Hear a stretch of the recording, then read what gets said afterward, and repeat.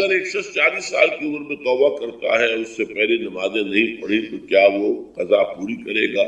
میں اس کی ضرورت محسوس نہیں کرتا۔ جو علماء بتاتے ہیں کہ ہر ایک نماز کے ساتھ اتنی ہی رکعتیں اور پڑھ لی جائیں تاکہ پچھلی قضا میں آپ کر لیں گے تو میرے نزدیک وہ نوافل میں شمار ہو جائیں گے۔ لیکن یہ ہے کہ توبہ سے قبل کے تمام گناہ اللہ تعالیٰ معاف کرے۔ توبہ خالص ہو، صحیح ہو، شرائط پوری، حقیقی ندامت ہو، آئندہ طے ہو جائے کہ اللہ کا کوئی حکم نہیں ٹالوں اور چھوڑ دیا جائے تو پھر توبہ صحیح ہے۔ اور اگر وہ حقوق العباد کا معاملہ ہے تو یا تو اس شخص سے معافی مانگی جائے، حاصل کی جائے معافی، یا اس کی تلافی کی جائے۔ چوتھی شرط یہ ہے حقوق العباد بندوں کے ہو وہ بندے ہی کریں، یا پھر آخرت میں آپ کی نیکیاں اس کو دے دی جائیں گی یا اس کے برے اعمال آپ کے کھاتے میں ڈال دی۔ لیکن توبہ اگر صحیح شرائط کے ساتھ ہو تو تمام گناہوں کا کفارہ ہو جائے۔ محمد ادریس صاحب، بخاری شریف میں حضور پاک کا ارشاد ہے کہ اس طرح نماز پڑھو جس طرح تم مجھ کو نماز پڑھتے دیکھتے ہو۔ سوال یہ کہ حضور نے کس طرح نماز پڑھی جبکہ بخاری شریف میں حضور نے رفع یدین کی نماز پڑھی ہے؟ بخاری شریف میں حضور نے رفع یدین کی نماز پڑھی ہے۔ دیکھیے حضور نے مختلف طریقوں اختیار کیے مختلف اوقات میں۔ اب صحابہ کا طرز عمل یہ ہوتا تھا کہ مثلاً ایک روایت آتی ہے کہ ایک صحابی حضور سے ملنے آئے، کوئی بدوی تھے، دیہات کے آدمی تھے۔ انہوں نے حضور کو دیکھا کہ آپ کا گریبان کھلا ہوا تھا، آپ نے بٹن لگائے ہوئے نہیں۔ پھر انہوں نے ساری عمر اپنے گریبان کے بٹن لگائے کہ میں نے محمد کو اس طرح دیکھا ہے صلی اللہ علیہ وسلم۔ اب یہ ان کا جذبہ ہے، ان کی نیکی، اتباع کا جذبہ۔ یا ایک سفر میں کسی کو دیکھا، کسی نے دیکھا کہ حضور ایک درخت کے نیچے سے ہو کر گزرے، اب وہ جب بھی جاتے تھے وہ درخت اس کے نیچے سے ہو کر گزرتے تھے، چاہے اس کی کوئی مقصد نہیں، لیکن یہ بھی ایک اتباع کا جذبہ۔ تو اس میں یہ ہے کہ نماز کی بعض چیزیں ایسی ہیں کہ جن میں معلوم ہوتا ہے کہ حضور کچھ اس میں رد و بدل کرتے ہیں۔ کبھی آپ نے ہاتھ بالکل کھلے چھوڑ کر بھی نماز پڑھی ہے، کبھی آپ نے ہاتھ نیچے باندھے، کبھی اوپر باندھے۔ اسی طریقے سے رفع یدین کبھی ایسا بھی ہوا ہے کہ آپ نے وہ کی ہے جیسے کہ اہل حدیث حضرات کرتے ہیں، اور جیسے کہ یہ شیعہ کرتے ہیں وہ اس سے بھی زیادہ کرتے ہیں، اہل حدیث سے آگے ہیں، وہ بہت آگے ہیں رفع یدین کے۔ اور ایک رائے یہ ہے کہ حضور نے آخری زمانے میں آ کر سارے رفع یدین چھوڑ دیے تھے سوائے یہی جو تکبیر تحریمہ کے بعد۔ اب یہ روایات، اب یہ بحث ہو جائے گی علمی، کس روایت کا کیا مقام ہے، کس کی کیا حیثیت ہے۔ بخاری شریف میں جو روایت ہے وہ یہی ہے رفع یدین کی، جو آپ صحیح کہہ رہے ہیں۔ لیکن یہ کہ بخاری شریف واحد کتاب تو نہیں ہے اس حدیث کی، مصنف عبد الرزاق ایک کتاب ہے، اور اسی طریقے سے اور اس میں یہ کہ امام مالک کے پیروکار، حالانکہ امام مالک مدینے کے دارالہجرہ کے امام ہیں، وہ رفع یدین نہیں کرتے، امام شافعی کے کرتے ہیں، امام مالک کے نہیں کرتے، امام ابو حنیفہ کے نہیں کرتے۔ تو ان چیزوں میں بہت زیادہ پریشان ہونے کی ضرورت نہیں۔ اصل جو معجزہ ہے حضور کا اور اسلام کا وہ یہ ہے کہ 1400 برس گزر گئے لیکن نماز کے ضمن میں اتنا اختلاف نہیں ہے کہ تمام مسلمان باجماعت نماز نہ پڑھ سکیں۔ دیکھیں رفع یدین کرنے میں جماعت ٹوٹی نہیں، آپ نے کیا یا نہیں کیا، جماعت کی فارمیشن برقرار رہی۔ فرض کیجئے کوئی شخص یہ سمجھتا کہ پہلے سجدہ ہے پھر رکوع ہے، تو اب یہ دو آدمی ساتھ نماز نہیں پڑھ سکتے، جن میں سے ایک کے نزدیک پہلے رکوع ہے پھر سجدہ ہے، دوسرا یہ سمجھتا ہے کہ نہیں پہلے سجدہ ہے پھر رکوع ہے، نہیں ہو سکتا، ان کی جماعت اب جمع نہیں ہو سکتی۔ یا کسی کا یہ خیال ہو کہ جیسے ہر رکعت میں رکوع ہے کہ سجدہ بھی ایک ہے، وہ ایک سجدہ کر کے کھڑا ہو جائے۔ اب ظاہر بات ہے دوسرا شخص جس کے نزدیک دو سجدے وہ ایک اور سجدہ کرے گا، فارمیشن ٹوٹ گئی، اب وہ ساتھ نماز نہیں پڑھ۔ 1400 برس بھی، مشرق بعید سے مغرب بعید، پوری دنیا، آج تو کوئی کونا ہے ہی نہیں جہاں مسلمان نہ ہو۔ لیکن جو سالڈ مسلمان جو ہے وہ تو آپ سمجھیے کہ انڈونیشیا سے لے کر موریٹانیہ تک تو مسلمانوں کی کتنی بڑی تھا، لیکن کہیں ایسا نہیں ہے کہ آپ کی فارمیشن ٹوٹتی ہو۔ کوئی ایسا مسلک نہیں ہے جس میں یہ خیال ہو کہ مغرب کی رکعت بھی دو ہے جیسے فجر کی ہے، نہیں، کوئی 3 رکعت۔ کوئی ایسا مسلک نہیں جس میں یہ معلوم ہو کہ فجر کی رکعتیں 3 ہیں 2 نہیں ہے، عصر کی 2 ہے یا 4 6 ہے، وہی رکعتیں، وہی رکعت کی ترتیب، پہلے کھڑے ہونا ہے پھر رکوع ہے پھر کھڑے ہونا ہے پھر سجدے میں جانا ہے پھر بیٹھنا ہے پھر سجدہ پھر کھڑے ہونا۔ فارمیشن نہیں ٹوٹتی، شیعہ ہو سنی ہو، اور اس میں حنفی ہو مالکی ہو شافعی ہو حنبلی ہو زیدی ہو ظاہریہ ہو، کوئی بھی ہو، کسے باشد، تمام مسلمان مل کر جماعت سے نماز ادا کریں گے اور ان کی جماعت ٹوٹتی۔ یہ ہے جس کو ہمیں سمجھنا چاہیے۔ یہ کیوں ہے؟ سلو کما رہے تو کہ حضور کی کو جس طرح دیکھا صحابہ نے نماز پڑھتے ہوئے ویسے نماز پڑھ رہے ہیں، صحابہ نے ویسے نماز پڑھی، پھر آپ کے بعد تابعین نے اسی طریقے سے نماز پڑھی، پھر اس کے بعد تبع تابعین نے پڑھی، نسل بعد نسل منتقل ہونا. باقی تھوڑا تھوڑا اختلاف اگر ہے تو اس کے لیے زیادہ پریشان نہیں ہونا چاہیے. والعبادہ، دعا جو ہے وہ عبادت کا جوہر ہے، عبادت کی روح ہے، بلکہ یہ کہ اصل عبادت جو ہے وہ دعا ہی ہے. لہذا توحید سے دعا کیا ہے؟ لا تدعو مع اللہ احدا، اللہ کے ساتھ کسی اور کو مت پکارو. یہ سورہ جن کی آیت ہے. یعنی یہ ہے کہ ایک تو یہ کہ آپ اللہ کو پکار ہی رہے اپنے دیویوں کو، دیوتاؤں کو، اپنے لات کو، عزا کو، منات کو، حبل کو، وہ تو اور دور کی بات ہو گئی. ایک ہے شرک فی الدعا، اللہ کو بھی پکار رہے اور کسی اور کو بھی پکار رہے. اب وہ کوئی اولیاء اللہ بھی ہو سکتے ہیں، کوئی ملائکہ ہو سکتے ہیں، کوئی انبیاء کی ارواح ہو سکتی ہے. کسی کو پکارنا کسی کا بھی ہوگا. دعا لا تدعو مع اللہ احدا. اور یہ در حقیقت ہم جب ہر رکعت جو ہے نماز کی ایاک نعبد و ایاک نستعین، پروردگار ہم صرف تیری ہی بندگی کرتے ہیں اور کرتے رہیں گے، اور صرف تجھ ہی سے مدد مانگتے ہیں اور مانگتے رہیں گے. یہ ہمارا قول و قرار ہے، یہ ہمارا عہد ہے اللہ کے ساتھ. اس کے خلاف نہ ہو، کسی کو پکارنے کی اجازت نہیں ہے. یہاں ایک باریک نکتہ سمجھ لیجئے. ایک ہے کسی کو پکارنا، کسی سے مدد چاہنا، کسی سے کسی کام کے اندر جو ہے کوئی امداد کی خواہش کرنا، جو کہ وہ دنیاوی جو معمولات ہیں، جو عام ہمارے قواعد ہیں، ظاہری مادی اسباب و وسائل کے درجے میں، وہ شرک نہیں ہے. میں کسی کہتا ہوں مجھے ذرا پانی پلا دو، یہ بھی ایک دعا ہے، استمداد ہے، مدد آپ نے مانگی ہے، اس سے اپنی ایک ضرورت پوری کرنے کے لیے کہا ہے. لیکن کیا ہے یہ کہ گھڑا ہے، وہاں رکھا ہوا ہے، وہاں پانی ہے، اس میں سے پانی لائے گا وہ دے دو. جو ظاہری قوانین طبیعہ جو ہیں ان کے دائرے کے اندر کوئی دعا، کوئی استمداد، کوئی استعانت، کوئی استغاثہ، اس میں کوئی حرج نہیں. غیبی اعتبار سے کسی کے ساتھ بھی کوئی دعا کی جائے اللہ کے سوا، وہ شرک ہے. وہ استدعا ہو، استغاثہ ہو، استعانت ہو، استمداد ہو، استنصار ہو، کچھ بھی ہو، غیبی طور دنیا کے معروف طریقوں میں اور جو ہمارے طبعی قوانین ہیں ان کے دائروں کے اندر مدد مانگنا، اس میں قطعاً کوئی شرک نہیں ہے، توحید. البتہ اس میں بھی ایک باریک نکتہ ہے. ایک بزرگ تھے جو فوت ہو گئے، انہوں نے یہ بات مجھے جس طرح سمجھائی تھی وہ آج بھی میں ان کا مشکور ہوں کہ دنیا میں عام قاعدے قانون کے تحت بھی کسی سے کچھ کہنا کہ بھائی میرا یہ کام آپ کر دیجئے، آپ کر سکتے ہیں، ایک دفعہ کہنا جائز ہے. دوسری مرتبہ یاد دلا دینا کہ شاید بھول گئے، وہ بھی جائز ہے. تیسری مرتبہ کہنا شرک ہو جائے گا. اور اس میں الہا و زاری کرنا اور خوشامدیں کرنا اور گڑ گڑانا، یہ تو شرک ہے. تم نے یہ سمجھا ہے کہ تمہارا کام یہی کر سکتا ہے، کام کرنے والا تو اللہ ہے. لا فاعل فی الحقیقت ولا مؤثر الا اللہ.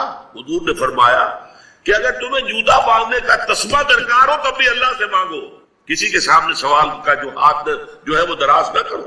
اللہ نے تمہیں ایک عزت نفس دی ہے، اس عزت نفس کو دہلا نہ بناؤ. کسی کے سامنے جو ہے اپنا ہاتھ پھیلا دینا، اپنی عزت نفس جو ہے تو ختم کر دینا ہے. مت مانگو کسی سے. لیکن یہ کہ ٹھیک ہے دنیا میں کام چلتا ہے. حضور کا شکی شان تو یہ تھی کہ اگر آپ سواری پر ہوتے تھے اور آپ کی چھڑی گر گئی تو سواری کو بٹھا کے اس سے اتر کر چھڑی خود اٹھاتے تھے. آپ کسی اپنے ساتھی سے یہ نہیں کہتے تھے کہ میری چھڑی پکڑا دو. آپ کی تو غیرت کا عالم جو ہے وہ بہت بلند تھا، بہت بلند تھا، بہت بلند تھا. لیکن دنیاوی عام طریقے سے سلطان بلکہ موجودہ پاکستان کے تقریباً پورے نصف علاقے تک پہنچ گیا تھا، فٹ ہلز آف کشمیر تک. یہ اسلام خالص عربی اسلام تھا. ملوکیت تو آ گئی تھی لیکن بدویت اور عربیت جو ہے اس کی چھاپ اس پر ابھی گہری تھی. اور اس اسلام میں نہ ابھی فرقے تھے، نہ مسلک تھے، نہ حنفی، نہ مالکی، نہ شافعی، نہ حنبلی. نہ عقائد کے بارے میں بحثیں شروع ہوئی تھی، علم کلام کی بحثیں ہوئی تھی. نہ ابھی یونانی فلسفے اور منطق کا حملہ ہوا تھا. ابھی کچھ نہیں تھا. سادہ اسلام اپنی اصل سادگی پر برقرار تھا. چنانچہ اس کی قوت تسخیر بڑی زبردست ثابت ہوئی، اور خاص طور پر محمد ابن قاسم جو نوجوان 17-18 برس کا نوجوان اور نہایت نیک اور پاک باز سندھ کے ہندوؤں نے جو اپنی ایک روایت ہے کہ اس طرح کا آدمی تو کوئی اوتار ہی ہو سکتا ہے. فارسی میں بھی کہا جاتا ہے کہ در جوانی توبہ کردم شیوے پیغمبری است. جوانی کے اس عمر میں بھی کوئی شخص پاک زندگی گزار رہا ہو تو یہ تو پیغمبروں کا طریقہ ہے. اور ہندوستان میں تصور پیغمبروں کا نہیں تھا، اوتاروں کا تھا. تو اسے بھی ایک اوتار سمجھ کر اس کی مورتیاں تراش کر مندروں میں رکھ لی گئیں اور ان کو پوجا جانے لگا. یہی چیز اس کے لیے خطرے کا سبب بن گئی ہے، کیونکہ اب بیک ہوم اسلام کا جو اصل گھر تھا عرب، اس میں ملوکیت آ چکی تھی، اور ملوکیت کبھی اسے برداشت نہیں کر سکتی کہ کوئی اور شخص اتنا پاپولر ہو جائے کہ اسے چیلنج کر سکے. لہذا محمد بن قاسم کو بلایا گیا اور شہید کر دیا گیا. اب اس کے بعد ظاہر بات ہے کہ وہ اسلام ریسیڈ کرنا شروع ہوا، واپس آنا شروع ہوا. اس کے کچھ اثرات اس علاقے میں رہ گئے، لیکن اسلام کی واپسی ہو. یہ اسلام کا پہلا ورود تھا بر عظیم کی سرزمین پر. اس کے بعد اسلام آیا ہے 300 برس بعد، اور اب یہ آیا ہے شمال مغربی سرحدی صوبے میں جو درے ہیں کوہ سلیمان میں، وہ ہے ہندو کش اور کوہ سلیمان میں.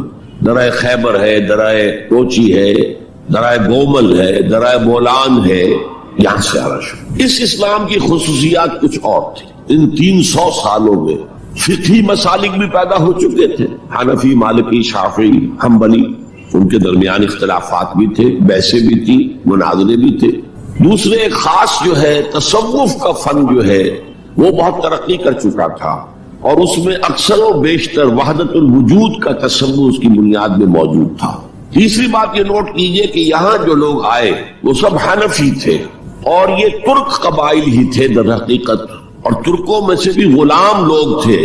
اسی لیے پہلا خاندان مسلمانوں کا یہاں خاندان غلاماں کہلاتا ہے. ترک غلام تھے یہ، جو اپنی ذاتی صلاحیت اور اپنی استعداد کی بنا پر ترقی کرتے کرتے بادشاہت کے مقام تک پہنچے. عالم اسلام میں اس وقت 2 عظیم جگہوں پر غلاموں کی حکومت تھی، اور اس سے اندازہ ہو سکتا ہے کہ اسلام میں غلاموں کا فیوچر کتنا روشن ہے. ممالک، مملوک، یہ مصر میں حکمران تھے، وہ بھی غلام تھے. خاندان غلامہ، قطب الدین ایبک، شمس الدین التتمش، یہ سب کون تھے؟ غلام.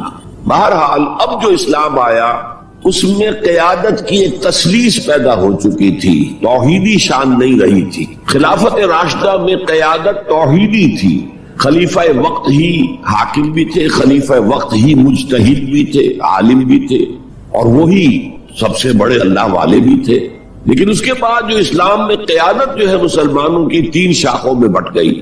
سیاسی قیادت وہ تو قبائلی عصبیت کی بنیاد پر قائم ہو رہی ہے، تو سیاست تو ہو گئی طاقت کے بل پر، جس کی لاٹھی اس کی بھینس. اس کے بعد جو اس دینی قیادت تھی وہ 2 حصوں میں منقسم ہو گئی. علمی قیادت، علماء، مفسرین، فقہاء، محدثین، اور ایک ہو گئی صوفیاء کی قیادت. تو یہ تھی کیفیت جس میں کہ بر عظیم پاک و ہند میں اسلام وارد ہوا ہے پہلے ورود کے 300 برس بعد. اب اس کے 500 برس کے بعد یہاں ایک اور ایلیمنٹ آیا، اور وہ تھا شیعیت کا. آپ کو معلوم ہے کہ سن 1000 عیسوی میں پاکستان کا جو علاقہ اس وقت کا ہے یہ عالم اسلام میں داخل ہو چکا تھا. شہاب الدین غوری وغیرہ کی حکومت وہاں تک تو تھی. البتہ دہلی پر 1206 میں تخت دہلی جو ہے مسلمانوں کا 1206 میں شروع ہوا. بہرحال اس کے بعد ہم کہہ سکتے ہیں کہ 300 برس بعد یہاں پر یہ شیعیت آئی ہے، داخل ہوئی ہے، ورنہ اس سے پہلے خالص سنی اسلام تھا اور خالص حنفی. شیعیت کی وجہ سے جو کچھ بھی بعد میں اسلام کو یہاں پر اس تقسیم کی وجہ سے، شیعہ سنی اختلافات کی وجہ سے جو بہت بڑے بڑے نقصانات اٹھانے پڑے، ان میں سے مثلاً 2 کا میں تذکرہ کرنا چاہتا ہوں. ڈاکٹر امبیڈکر انہوں نے فیصلہ کیا تھا میں مسلمان ہو جاؤں. گویا کہ یہاں کے اچھوتوں کا مسئلہ وہ اس طور سے حل کرنا چاہتے تھے کہ ہم این بلاک مسلمان ہیں. لیکن جب ان کے بارے میں معلوم ہوا تو پھر وہاں پہنچ گئے کچھ لوگ کہ آپ اس مسلک کو اختیار کریں یا اس کو کریں. وہ اسی حیث بحث میں پھر انہوں نے فیصلہ کیا کہ میں کوئی بھی نہیں اختیار کروں. اگر کوئی ایک اسلام ہے ہی نہیں، اب میں ایک کو اختیار کرتا ہوں تو دوسرے سے میری مخاصمت ہو جائے گی، دوسرے کو اختیار کرتا ہوں تو پہلے سے ہو جائے گی. اب اگلا دور آیا، ہندوستان میں انگریز آ گئے. یہاں موجود بہت سے غیر مسلموں کو شاید میری باتیں اب کچھ ناگوار گزریں، لیکن کچھ حقائق ہیں جو تلخ ہے لیکن حقائق ہیں، انہیں سمجھنا چاہیے. انگریزوں نے یہاں آ کر حکومت چھینی سی مسلمانوں سے. بیشتر ایسے تو یہ کہ ہندو راجے مہاراجا بھی تھے، لیکن بیشتر علاقوں میں تو مسلمان حاکم تھے. لہذا انہوں نے مسلمانوں کو دبانا بہت ضروری سمجھا، اس لیے کہ جو سابق حاکم ہو ان میں ایسپریشنز پیدا ہوتی رہتی ہے کہ ہم تھے یہاں کے حاکم، کیوں نہ واپس حاصل کریں۔ بغاوت کے ان کے اندر جراثیم مسلسل پروان چڑھتے، مسلمانوں کو دبایا اور ہندوؤں کو اٹھایا۔ کیوں کہ ہندوؤں کے لیے معاملہ صرف چینج آف ماسٹرز کا تھا، کوئی بڑا حادثہ تو نہیں تھا۔ پہلے مسلمانوں کے غلام تھے، اب انگریزوں کے غلام ہو گئے، اور اس اعتبار سے انگریز نے بھی انہیں قریب کیا اور ہندوؤں نے بھی مغربی علوم اور مغربی سائنسز کو پڑھنے میں بڑی سبقت کی۔ بنگال میں انگریز آیا، اور بنگال میں آپ کو معلوم ہے اکثر و بیشتر جو سائنسدان پیدا ہوئے جن کی کہ لکھی ہوئی ٹیکسٹ بکس جو ہے بہت عرصے تک استعمال ہوتی رہی ہندوستان میں، یہ کون تھے؟ چیٹرجی، بینرجی، سب کے سب بنگالی تھے۔ ایک اور بات یہ ہے کہ ہندو اپنے ماضی سے بہت دور آ چکے تھے، ان کا ماضی عظمت والا، آخر اشوک کا دور بہت عظمت کا، چندر گپت موریہ کا دور بہت عظمت کا، وکرماجیت کا دور بہت عظمت کا تھا، لیکن وہ بہت پیچھے جا چکے تھے۔ تقریباً مسلمانوں کی آمد کی وجہ سے 1000 سال کا فصل واقع ہو چکا۔ لہذا تہذیب و تمدن کے لیے بھی، جیسے کہ انہوں نے مسلمانوں کے زمانے میں فارسی پڑھی، فارسی پڑھتے تھے، کوڈ لینگویج فارسی ہے، جیسے کہ پھر بعد میں مسلمان اور ہندو اور سب نے انگریزی پڑھی۔ ملازمتیں ملیں گے تو انگریزی پڑھنے والوں کو ملیں گی، راستہ کیریئرز کا کھلے گا تو انگریزی پڑھنے والوں کا کھلے گا۔ اسی لیے کہاوت تھی ہندوستان میں، پڑھے فارسی اور بیچے تیل، دیکھو رے قسمت کے کھیل۔ اب فارسی پڑھتے تو اسے کہیں حکومت کے اندر اہلکار ہونا چاہیے، اس کی حیثیت کچھ اور ہونی چاہیے، فارسی پڑھ کے اور تیل بیچنا۔ جبکہ مسلمانوں کا معاملہ یہ تھا کہ ان کی تو ابھی تہذیب اور تمدن، ان کی روایات ابھی تازہ تھی، لہذا جو غیر مسلم تھے یہاں کے، انہوں نے انگریزی علوم، انگریزی سائنس، انگریزی تہذیب، اس کو کھلے دل کے ساتھ خوش آمدید کہا، اور مسلمانوں میں ایک زبردست ڈویژن ہو گیا۔ بلکہ ابتدائی ریئیکشن تو بہت سخت تھا، یک طرفہ تھا، ہم نہ انگریزی پڑھیں گے، ہم نہ انگریزی علوم سیکھیں گے، نہ سائنس پڑھیں گے، ہم تو اپنے کونوں خدروں میں، اگرچہ جو سیلاب آ گیا ہے اس کو روکنے کی طاقت تو ہم میں نہیں ہے، لیکن ہم کونوں میں جا کر بیٹھ جائیں گے، قال اللہ و قال رسول۔ اور انگریزی تہذیب سے اس قدر دوری کہ اگر کوئی میز کرسی پر بیٹھ کر کھانا کھا لے تو کرسٹان ہو گیا۔ یہ تو کسی نے چمچہ استعمال کر لیا کھانے میں، کانٹا تو بہت دور کی بات ہے، چمچہ بھی استعمال کر لیا تو کرسٹان ہو گیا۔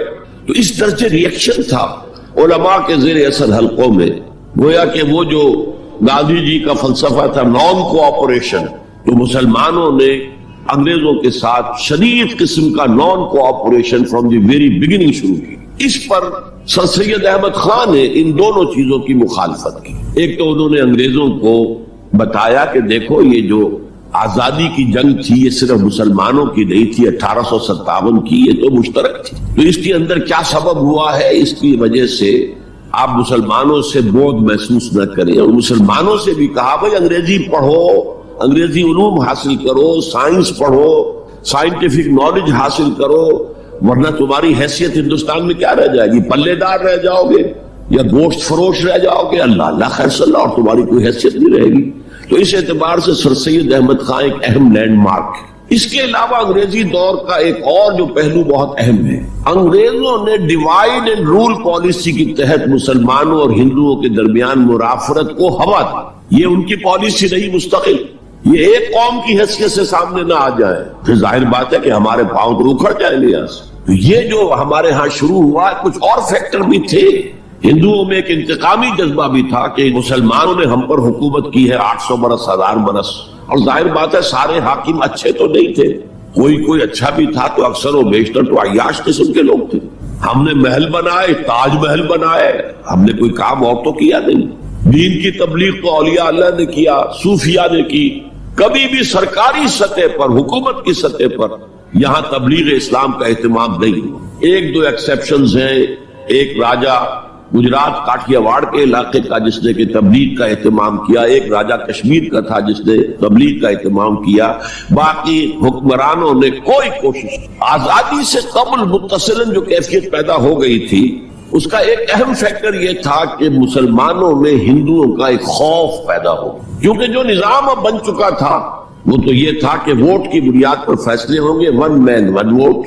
اس کے اعتبار سے مسلمان اقلیت میں اور غیر مسلم ہندو یہاں اکثریت میں، تو گویا کہ ہمیشہ کے لیے اگر ایک ملک کی حیثیت سے یہ ملک جو ہے تقسیم آزادی حاصل کرتا ہے تو مسلمان غلام ہو جائے، ان کی تہذیب بھی ختم کر دی جائے گی، شدھی کی تحریک شروع ہو چکی تھی، ان کا مذہب بھی تبدیل کرنے کی کوشش کی جائے گی۔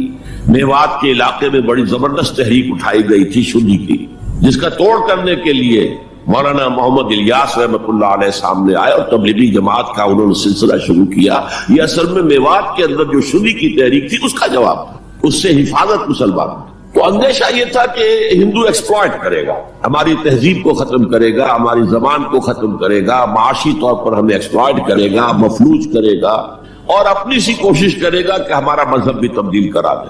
تو مسلمانوں کی ایک قومی جماعت، اگرچہ وہ شروع میں قومی اس کو کہنا غلط تھا، وہ نوابوں، جاگیرداروں، نواب زادوں ان کی جماعت تھی، مسلم لیگ جو 1906 میں قائم ہوئی۔ مسلمان عوام کا اس سے ساتھ کوئی نہ رابطہ تھا، نہ ان کا کوئی رابطہ عوام کے ساتھ۔ اس کی جو 1906 سے لے کر 1924 تک کی جد و جہد ہے، وہ ساری دفاعی جد و جہد تھی۔ ہمارے یہ حقوق ہونے چاہیے، ہمیں اس کی ایشورنس دی جانی چاہیے، ہمیں سیپریٹ الیکٹوریٹ دیا جائے، اور یہ کہ اس سے بھی آگے بڑھ کر ہمیں مرکز میں کچھ زیادہ حیثیت دی جائے تاکہ ہماری بھی کوئی حیثیت ہو، کوئی توازن پیدا ہو سکے۔ بس اسی پر ساری گفتگو گفت و شریف تھی۔ اور اس کے ضمن میں محمد علی جناح جو ہے وہ تو پروفٹ آف لو قرار دیے گئے تھے، اتحاد کا پیغام بر۔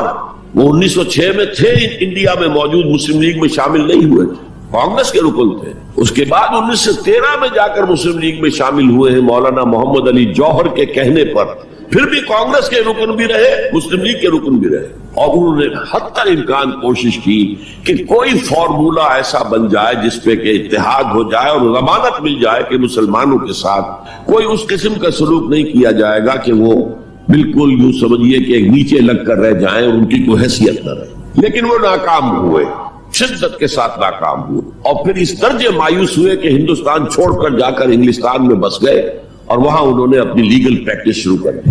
ایس ایم اکرام صاحب جو ایک بڑے مصنف ہیں، آب کوثر، موج کوثر، روض کوثر کے جو مصنف، وہ اہم ترین کتابیں ہیں 3 مسلم انڈیا کی، political as well as cultural history, ثقافتی جو معاملہ ہے وہ بھی ساتھ ساتھ ہر دور میں کیا اس کا رنگ رہا ہے، اس کو بہت ہی سمجھیے ایک بڑے ماہرانہ انداز میں انہوں نے بہت عمدگی کے ساتھ مرتب کیا ہے۔ وہ اس وقت آکسفورڈ میں پڑھ رہے تھے، طالب علم سے نوجوان، وہ ملے محمد علی جناح سے۔ اس وقت تک ابھی وہ قائد اعظم کا تو خطاب انہیں نہیں ملا تھا، محمد علی جناح، اور ان سے کہا آپ ہندوستان چھوڑ کے کیوں آ گئے، ہندوستان کے مسلمانوں کو تو آپ کی ضرورت ہے۔ تو انہوں نے سخت الفاظ کہے تھے کہ ہندو ناقابل اصلاح ہے، یہ اس وقت کی ہندو قیادت پر ان کا تبصرہ تھا۔ اور مسلمانوں کا حال یہ ہے کہ ان کا کوئی لیڈر مجھ سے صبح جو بات کرتا ہے شام تک ڈپٹی کمشنر یا کمشنر یا گورنر تک پہنچا دیتا ہے، تو ایسی قوم کی قیادت میں کیسے کروں؟ لیکن اصل میں ایک ٹرننگ فیکٹر آیا ہے، turning point in the history of Muslim league movement, and that was 1930۔ اس میں جو الہ آباد میں مسلم لیگ کا سیشن ہوا تھا، اس میں خطبہ صدارت دیا تھا علامہ اقبال۔ علامہ اقبال اس سے پہلے ہندوستان میں ایک سور پھونک چکے تھے کہ اب اسلام کی نشأت ثانیہ کا دور آنے والا ہے، اسلام جو ہے دوبارہ دنیا کے اندر برسر عروج آئے گا۔ ایک امید افزا صورتحال علامہ اقبال نے اپنی ملی شاعری سے پیدا کر دی۔ کتاب ملت بیضا کی پھر شیرازہ بندی ہے، یہ شاخ ہاشمی کرنے کو ہے پھر برگو بر پیدا، سبق پھر پڑھ صداقت کا، شجاعت کا، عدالت کا، لیا جائے گا تجھ سے کام دنیا کی امامت کا۔ نوا پیرا ہو اے بلبل کے ہو تیرے ترنم سے، کبوتر کے تنے نازک میں شاہی کا جگر پیدا۔ اور ویسٹرن سیویلائزیشن کو انہوں نے چیلنج کیا تھا، دیار مغرب کے رہنے والوں خدا کی بستی دکان نہیں ہے، کھڑا جسے تم سمجھ رہے ہو وہ اب ذرے کم عیار ہوگا، تمہاری تہذیب اپنے خنجر سے آپ ہی خودکشی کرے گی، جو شاخ نازک پہ آشیانہ بنے گا ناپائیدار ہو۔ یہاں فرسٹ ورلڈ وار کے بعد جو عالم اسلام کی کیفیت ہوئی تھی، اس پر کس قدر یاس انگیز، نا امیدی سے بھرا ہوا مرثیہ مولانا حالی نے لکھا تھا۔ قوم کی زبان اس وقت وہ قومی شاعر جو ہے قوم کی زبان ہوتا ہے۔ پستی کا کوئی حد سے گزر نہ دیکھے، اسلام کا گر کر نہ ابھر نہ دیکھے، مانے نہ کبھی مد ہے ہر جزر کے بعد، دریا کا ہمارے جو اتر نہ دیکھے۔ اور آخر میں جو مناجات بحضور سرور کونین صلی اللہ علیہ وسلم اے خاصہ خاصان رسول وقت دعا ہے، امت میں تیری آ کے عجب وقت پڑا ہے۔ وہ دین جو بڑی شان سے نکلا تھا وطن سے پردیس میں، وہ آج غریب الغربا ہے۔ اسی قسم کے مرثیے علامہ شبلی نے کہے، مولانا حمید الدین فراہی نے کہے، لیکن اقبال پہلا شاعر ہے جس نے کچھ مرثیے بھی کہے۔ جب انگلینڈ جاتے ہوئے وہ گزر رہے تھے سسلی، جزیرہ سسلی کے پاس سے جہاز گزر رہا تھا تو دل میں ہوک اٹھی ہے، کبھی یہ مسلمان جہاز رانوں کا مرکز ہوتا تھا، بیس ہوتا تھا۔ رولے اب دل کھول کر ہے دیدہ خونابہ بار، وہ نظر آتا ہے تہذیب حجازی کا مزار۔ تھا یہاں ہنگامہ ان سیرا نشینوں کا کبھی، بحر بازی گاہ تھا جن کے سفینوں کا کبھی۔ کہا ہے مرثیہ بھی کہا، اقبال کے ہاں مرثیہ ہے، لیکن ساتھ ہی ایک امید افزا پیغام کہ اب دوبارہ نکل کے صحرا سے جس نے روما کی سلطنت کو الٹ دیا تھا، سنا ہے یہ قدسیوں سے میں نے، وہ شیر پھر ہوشیار ہوگا۔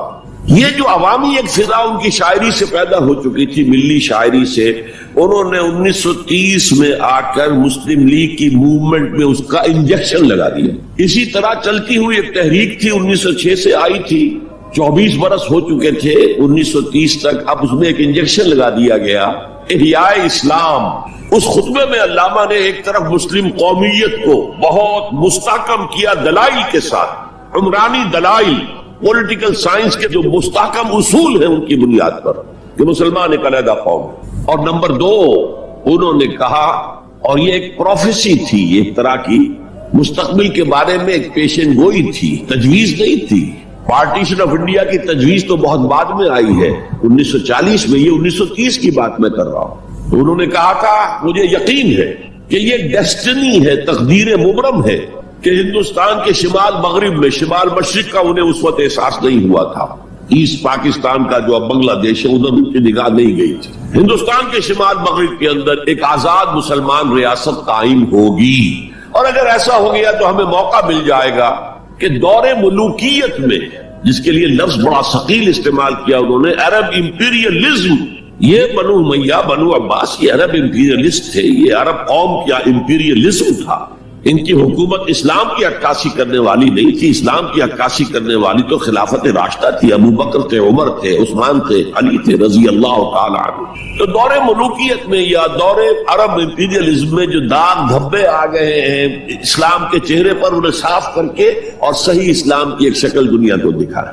یہ انجیکشن ہے پازیٹیو مقصد کا۔ اس وقت تک، اس سے پہلے تک تحریک صرف ایک منفی جذبے پر چل رہی تھی، ہندو کا خوف، ہندو اکثریت کا خوف، ایکسپلائٹیشن کا اندیشہ، لیکن اب اسے ایک مثبت بنیاد مل گئی۔ 1932 میں قائد اعظم گئے انگلستان، لندن، گول میز کانفرنس میں، جناح صاحب اس میں شریک نہیں تھے اس لیے کہ وہ تو ویسے سیاست کا میدان چھوڑ چکے تھے۔ اس موقع پر پھر علامہ اقبال نے ملاقاتیں کی ہیں جناح صاحب سے، اور وہی انجیکشن ان کو بھی لگا اور انہیں پھر آمادہ کیا کہ آئیں واپس ہندوستان، اور اس انجیکشن کے حوالے سے مسلمانوں نے ہند کو منظم کرے اور جمع کرے۔ تو یہ پھر تحریک پاکستان جو ہے، چونکہ مسلمانوں کے جذبات کے ساتھ اس کی ہم آہنگی، معجزہ ہو گیا کہ مسلم مائنورٹی کے پروونسز نے کس طریقے سے یکجا اور یکسو ہو کر اس موومنٹ کو سپورٹ کیا، حالانکہ انہیں معلوم ہے کہ کسی بھی حساب سے ان کے تو پاکستان میں شامل ہونے کا کوئی امکان تھا ہی نہیں، بلکہ تحریک مسلم لیگ اصل میں مائنورٹی پروونسز کی تحریک تھی۔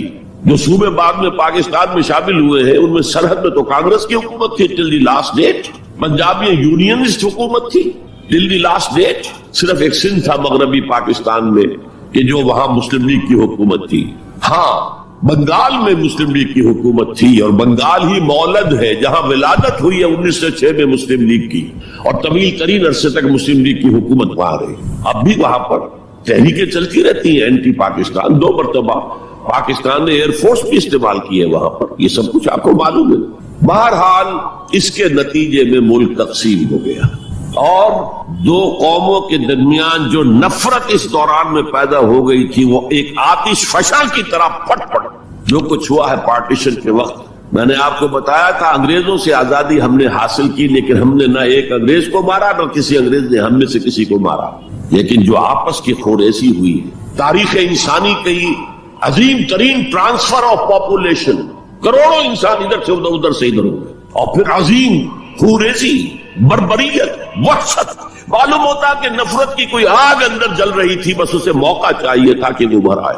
وہ میں کچھ نہ کچھ تجزیہ کر چکا ہوں کہ یہ نفرت جو ہے کچھ انڈیجینس بھی تھی، کچھ تھی ان کے اندر ایک جذبہ انتقام تھا کہ دوسروں نے ہم پر حکومت کی اتنے عرصے، لیکن اس میں بڑا حصہ جو ہے وہ انگریز کی ڈیوائیڈ اینڈ رول پالیسی کا تھا. اور وہ جاتے جاتے ایک بون آف کنٹینشن بھی ڈال گیا کہ یہ دونوں اس پر لڑتے رہے تاکہ ہمارے خلاف کوئی جذبہ نفرت ان کے اندر نہ ابھرے.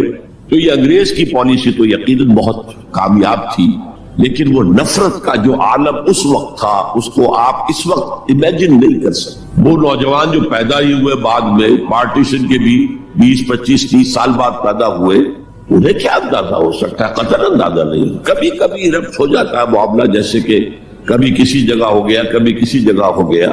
ابھی حال ہی میں جو کچھ گجرات میں ہو گیا تھا وہ ہو جاتا ہے، لیکن یہ کہ کوئی ہندو اور مسلمانوں کے درمیان وہ دشمنی اور وہ معاملہ اب نہیں ہے، بلکہ بہت سے لوگ اس کو امیجن ہی نہیں کر سکتے کہ معاملہ کس حد تک پہنچ گیا. اس کے بعد ایک خیال یہ تھا ہندوستان میں کہ پاکستان جلدی ختم ہو جائے گا، اور اس کی کوششیں بھی کی گئی. پاکستان کے حصے کا روپیہ روک لیا گیا، پاکستان کے حصے کے ہتھیار روک لیے گئے. پاکستان نے اس کو محسوس کیا کہ it's a threat to its existence, جس کے نتیجے میں، جس کے رد عمل میں وہ امریکہ کی جھولی میں جا گرا. It was a reaction. میں اسلامی جمعیت طلبہ کا ناظم اعلیٰ تھا 1953 میں. ہمارے وزیر اعظم اس وقت تھے خواجہ ناظم الدین، وہ لاہور کے دورے پر آئے تھے. میں طلبہ کا ایک وفد لے کر ان سے ملنے گیا. ایک اس زمانے میں وہ اینٹی قادیانی موومنٹ چل رہی تھی اور اس میں بہت کچھ تو خون لاہور میں ہوا تھا. اس کے بارے میں نے کچھ باتیں کی اور پھر میں نے ان سے کہا یہ میڈو اس بلا کا نام ہے. میڈو تھی اس وقت، مڈل ایسٹ ڈیفنس آرگنائزیشن. آپ کن بندروں میں ہمیں باندھ رہے ہیں؟ بہت ہی بھلے آدمی تھے. مجھے واقعہ یہ ہے کہ ایک ہی میری تو ملاقات ہے، لیکن اس شخص کی شرافت کا اور سادگی کا جو نقش قائم ہوا میرے دل پر وہ آج تک موجود. کہہ رہے دیکھیے یہ معاملہ جو ہے یہ حکومت کا ہے، یا آپ نوجوان ہیں، طالب علم ہے، آپ کا اس سے کوئی سروکار نہیں.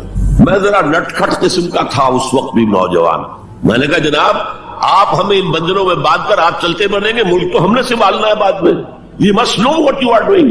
بس یہ کہنے پر اچھا آگے کوئی جواب نہیں. دیکھیں الفاظ 3 جملے ان کے سنا رہا ہوں، یہ پوری ہماری تاریخ کا لب لباب بنتا ہے.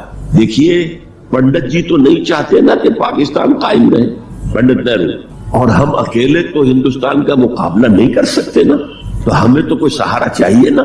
3 جملے یہ پاکستان کی فورن پالیسی کا اول روز سے کارنر سٹون ہے.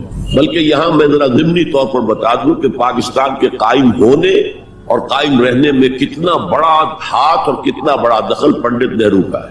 دیکھیے ایک جینیس شخص تھا ابوالکلام آزاد، جینیس، اس میں کوئی شک نہیں. اور کیبنٹ مشن پلان کا مرتب کرنے والا وہی تھا. کیبنٹ مشن پلان کو مسلم لیگ نے بھی تسلیم کر لیا. یہ ہندوستان 3 زونز کے مشتمل ہوگا، آزاد ہوگا، مرکزی حکومت ایک ہوگی، ایک ویسٹرن زون، ایک ایسٹرن زون، ایک سینٹرل زون. تقریباً وہی جو پاکستان کا نقشہ تھا کہ ایک مغربی پاکستان، ایک مشرقی پاکستان، ایک نیچے بھارت. سینٹرل گورنمنٹ کے پاس فلاں جو ہے یہ اہم ترین چیزیں تو سینٹرل گورنمنٹ کے پاس ہوگی. فورن پالیسی ہوگی، بجٹ ہوگا، مالیات کا معاملہ ہوگا، ڈیفنس ہوگا، یہ ان کے پاس ہوگا، کمیونیکیشنز ہوگی. باقی یہ ریجنز جو ہیں ان کو حق ہوگا وہ اپنے فیصلے کریں، اپنے معاملات چلائیں، اپنے قوانین بنائیں. ایک شق اس میں ایسی تھی کہ 10 سال کے بعد کسی بھی حصے کو، کسی زون کو سیسیڈ کرنے کا، علیحدہ ہونے کا حق حاصل ہوگا. گویا کہ کم سے کم 10 سال کے لیے آزاد پاکستان کا مطالبہ ختم. قائد اعظم نے مان لیا. تو اب اگر کوئی امکان تھا تو وہ 10 سال کے بعد تھا نا. اب کس نے بنوایا پاکستان؟ وہ تو چونکہ مولانا آزاد اس طرز بددل ہو چکے تھے، قائد اعظم نے انہیں شو بوائے کہہ کے اتنا جو ہے بددل کر دیا تھا کہ انہوں نے کانگریس کی صدارت چھوڑ دی. تو کہا گیا ان سے آپ صدارت قبول کریں؟ نہیں. پنڈت جی ہو گئے صدر، اور پنڈت جی سے جب پوچھا گیا کیبنٹ مشن پلان کے بارے میں تو انہوں نے کہہ دیا ایک دفعہ ہندوستان آزاد ہو جائے پھر کون کسی کو علیحدہ ہونے دیتا ہے. بات تو سچی تھی، نکل جاتی ہے جس کے منہ سے سچی بات مستی میں. فقیہ مسئلہ دل سے وہ رندے بادہ خار. اچھا بات تو سچی تھی لیکن کہنے کی نہیں تھی اس وقت. اس پر فوراً قائد اعظم نے ریورس گیئر لگایا کہ اگر نیت یہ ہے تو پھر ہم نہیں مانتے، وی آر گوئنگ بیک. تو عالم واقعہ میں پاکستان کس نے بنوایا 1947 میں؟ ہسٹری کا تجزیہ کیجئے، سمجھئے یہ کچھ اللہ تعالیٰ کی مشیت تھی۔ تمام انسانوں کے دل حضور کی ایک حدیث کے مطابق اللہ کی 2 انگلیوں کے مابین ہوتے ہیں، وہ جدھر چاہتا پھیر دیتا۔ یہ اللہ کی حکمت تھی۔ اللہ چاہتا تھا کہ یہ مسلمانان ہند جو کہہ رہے ہیں اللہ ہمیں آزادی دے، انگریز سے بھی دے، ہندو سے بھی دے، تیرے دین کا بول بالا کریں گے، ہم تیرے نبی کا دین قائم کریں گے، تو اللہ ایک چانس دے کر دیکھ لینا چاہتا تھا کہ یہ کرتے کیا ہے۔ حالانکہ لارڈ ماؤنٹ بیٹن کی تجویز تھی کہ 14 اگست کو انڈیا پہلے اس کی فریڈم ڈکلیئر ہو اور 15 کو پاکستان کی ہو، تاریخ بدل جاتی۔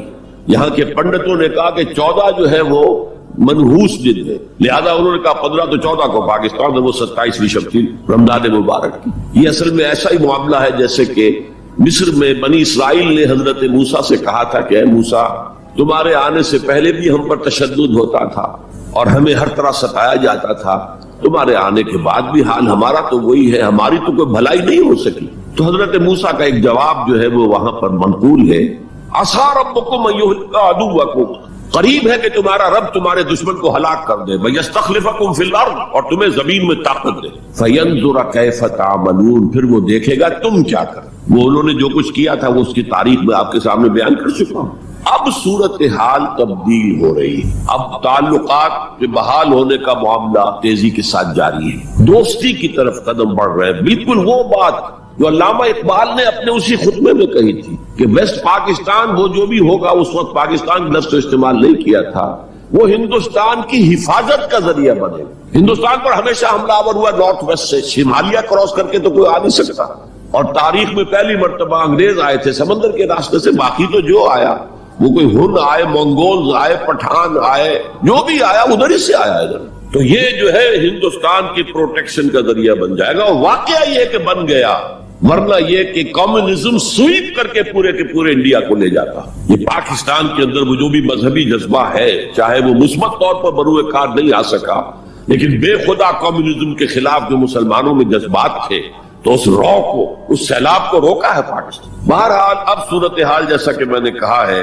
کہ عام طور پر بھی اب آمد و رفت کی سہولتیں کی جا رہی ہیں، اور میں سمجھتا ہوں کہ وہ نسل بھی اب بیت چکی ہے جس کے دل میں وہ انتقامی جذبات تھے، وہ رہ گئے ہیں ریمننٹس کچھ تھوڑے بہت کچھ لوگوں کے اندر، ورنہ بائی اینڈ لارج بحیثیت مجموعی وہ کیفیت اب باقی نہیں۔ امید یہ بھی ہو رہی ہے کہ کشمیر کا مسئلہ بھی حل ہو جائے یا ختم ہو جائے، ایز اے ڈسپیوٹ ختم ہو جائے، اللہ کرے کہ ایسا ہو جائے، اللہ کرے کہ ایسا ہو جائے، اور پھر بات وہ ہو جائے جو قائد اعظم نے کہی تھی جب ان سے پوچھا گیا تھا کہ ہندوستان اور پاکستان کے تعلقات کیسے ہوں گے، وہ کہا جیسے کینیڈا اور یو ایس اے کے ہیں۔ اب آپ کو معلوم ہے کینیڈا اور یو ایس اے کے درمیان کتنے قریبی تعلقات، تو ان کا ویژن تو کچھ اور تھا، جو ہوا ہے وہ تو در حقیقت یو میں کال اٹ کہ یہ تو در حقیقت ستم دریفی ہے، جو بھی تاریخ کی ستم دریفی ہے، جو ہوا ہے کیا ہوا، nobody could imagine، نہ کانگریس کے لیڈرز اور نیتا اس کا امیجن کر سکتے تھے، نہ مسلم لیگ کے لیڈرز جو ہے وہ اس کو امیجن کر سکتے تھے جو کچھ ہوا ہے۔ میں نے یہ ساری بحث اس لیے کہی ہے کہ میرے نزدیک اب بر عظیم ہند کے اندر اسلام کی دعوت کے بہترین مواقع میں صورتحال تبدیل ہو رہی ہے اور تیزی سے مزید ہوگی، یہ حالات کا تقاضا ہے، it's a march of history جسے کوئی روک نہیں سکتا۔ لہذا یہاں پر اب مواقع ہیں اور بہت عظیم مواقع ہیں۔ اب اس میں چند پوائنٹ آپ کے سامنے رکھنا چاہتا ہوں۔ نمبر 1، روح کا تصور اور روحانیت کا تصور مشترک ہے ہندو مت میں اور اسلام میں۔ آتما اور پرماتما کا تعلق، ہمارے ہاں روح کا اور اللہ کی ذات کا تعلق، یہ سلونک عن الروح قل الروح من امر ربی، اور میں بتا چکا ہوں آپ کو علامہ اقبال کا فلسفہ خودی انہوں نے خود کہا، سورہ حشر کی اس آیت سے ماخوذ ہے۔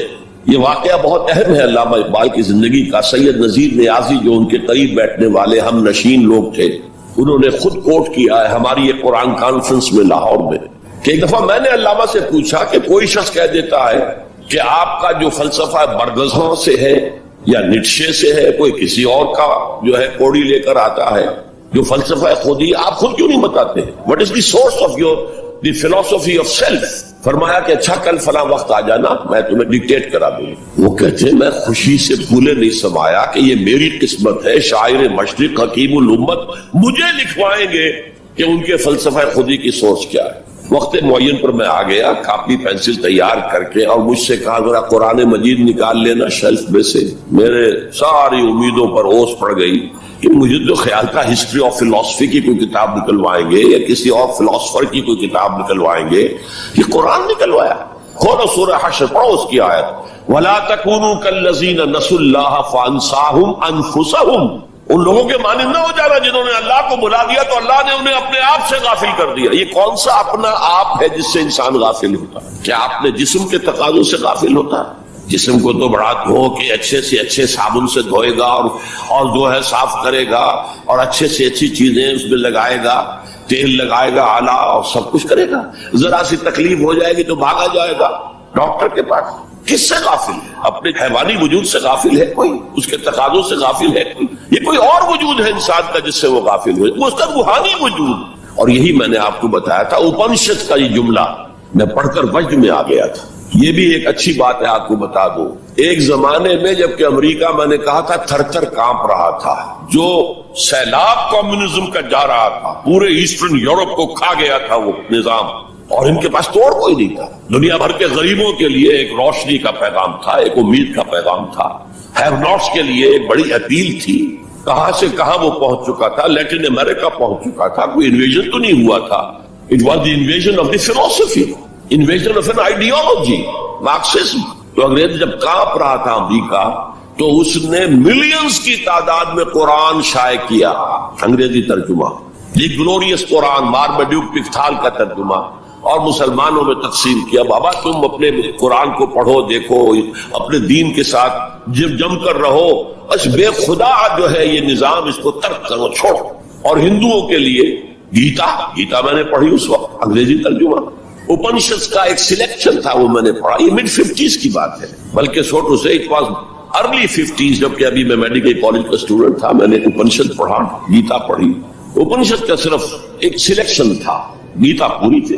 وہ بھی اسی لیے کہ تم اپنے اپنے مذہب سے چپک جاؤ تاکہ کمیونزم کی طرف تمہارا رجحان نہ، یہ اس کے اس خوف کا مذہب۔ بہرحال اس کے مقابلے میں روح اور روحانیت، آتما اور پرماتما، یہ تصورات جو ہے ایمبیڈڈ ہے۔ آپ اگر وہ جملہ سنیں، میں نے پہلے بھی سنایا ہے اپنشد کا، جو بالکل معلوم ہوتا ہے اس آیت کی ترجمانی ہے، Man in his ignorance identifies himself with the material sheets which encompasses real self۔ اس کی اصل خودی، اصل انا تو اندر کی ایک حقیقت ہے، اس کے گرد یہ گوشت پوشت کا کور چڑھا دیا گیا ہے۔ انسان اس کو سمجھتا ہے یہ میں ہوں، یہ میں نہیں ہوں، میں تو وہ خودی ہوں، وہ انا ہوں، وہ ایگو ہوں، وہ آتما ہوں جو اس شریر کے اندر ہے۔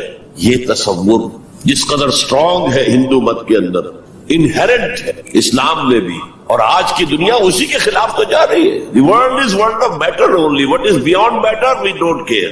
Because وہ ہماری جو ہے حواس خمسہ کی گرفت میں آتا ہی نہیں ہے، ہم اس کو کیسے اسٹڈی کریں؟ ہم تو چیزوں کو دیکھتے ہیں، سنتے ہیں، چکھتے ہیں، چھوتے ہیں، سونگتے ہیں، نتیجے نکالتے ہیں۔ تو یہ دنیا ورلڈ آف میٹر تو جو ہے ہمارا میدان ہے انکوائری کا، تفتیش کا، تحقیق کا، لیکن یہ کہ وہ ماورائے مادہ، ماورائے طبیعت، میٹا فزکس، اس سے ہمیں کوئی دلچسپی نہیں ہے، خدا یا نہیں ہے، ہوگا۔ یہ کائنات تو ہے نا، روح کوئی ہے یا نہیں ہے کس نے دیکھی؟ جسم تو ہے نا، آخرت کوئی ہے یا نہیں ہے؟ یہ دنیا تو ہے نا۔ تو جو ہے، جو واقعہ ہے، جو ریئلزم اسی کا نام ہے، جو ریئل ہے، اس تک اپنی توجہ محدود رکھو۔ جو مذہب کے ایسنس کے خلاف ہے، اس مذہب میں ہندو مت اور اسلام مشترک ہے، وہ ایسنس آف مذہب، روح اور روحانیت۔ نمبر 2، ہندو اسکرپچرز کا اگر مطالعہ کیا جائے ان کی اصل زبان میں، اور سملیرٹیز جو ہے اسلام میں اور ہندوازم میں، ان کو واضح کیا دلائل کے ساتھ، حوالوں کے ساتھ، اور ان کو ہائی لائٹ کیا جائے۔ اختلافات اگر ہیں وہ بھی ہیں، لیکن سملیرٹیز کیا کیا۔ یہ کام میرے علم میں آیا تھا کچھ عرصے سے، مولانا محمد منظور نعمانی جو لکھنؤ والے ہیں، ان کے صاحبزادے کر رہے ہیں، اور مجھے خوشی ہوئی تھی۔ اب جو کچھ کیا ہے ذاکر نائک صاحب نے، وہ اتفاقی ہے کہ میں ٹیلی ویژن کھولا ہوا تھا، اس میں ان کا پروگرام آیا، میں نے پورا دیکھا ہے، وہ سملیرٹیز بٹوین ہندوازم اینڈ اسلام۔ اب میں اپریشیٹ کرتا ہوں، یہ کام کرنے کا ہے جو ہم نے نہیں کیا بدقسمتی سے۔ ہم نے یہاں آ کر یہاں کے لوگوں کے ذہن کو پڑھنے کی کوشش نہیں کی، ہم نے تو ان پر حکومت کی ہے۔ اللہ خیر صلاح۔ جب تک آپ کسی قوم کی ذہن کو نہیں سمجھیں گے، ان کی سوچ کیا ہے، ان کی سوچ کا صغرا کبرا کیا ہے، پریمیسز کیا ہے جن پر کہ ان کے عقائد کھڑے ہوئے ہیں، آپ کیسے کمیونیکیٹ کریں گے؟ ہم نے ضرورت ہی محسوس نہیں کی. Why to communicate؟ ہمارے پاس طاقت ہے، we have brute force and we can govern them, that's all. یہ ہماری مجرمانہ غفلت رہی ہے، یہاں پر مجرمانہ غفلت رہی. میرا بھی ایک واقعہ جو ہے اس زمن میں بہت ہی سبق آموز ہے.